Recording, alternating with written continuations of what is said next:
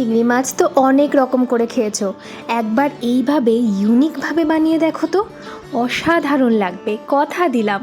আর হ্যাঁ, বানিয়ে কেমন খেলে আমাকে জানাতে ভুলো না কিন্তু। তো চিংড়ি মাছটা ভালো করে কেটে পরিষ্কার করে নিয়ে সামান্য সর্ষের তেল দিয়ে হলুদ আর লবণ দিয়ে এপিট ওপিট করে ভেজে নাও। বেশি ভাজার দরকার নেই, হালকা করে ভাজলেই হবে। তো আমার ভাজা হয়ে গেছে, ভেজে আমি তুলে রেখে দেবো। একটা কাঁচা আম নেব, আমটা ভালো করে খোসা ছাড়িয়ে নিয়ে তারপরে এইভাবে কুচি কুচি করে কেটে নেব। আমটা দেখে নিও কতটা টক কতটা মিষ্টি, তোমার পছন্দের টক অনুযায়ী কম বেশি করে দিও। এবার আমটা ব্লেন্ড করে নিও ব্লেন্ডার জারে। তারপরে ওই কড়াতে আর একটু তেল দিয়ে তাতে আম আর কাঁচা লঙ্কা দিয়ে ভালো করে কষানো হয়ে গেলে 2 চামচ সর্ষে বাটা দিও। সর্ষে বাটা দিয়ে একটু 2-3 মিনিট কষিয়ে নিলে সুন্দর তেল উঠে আসবে দেখো।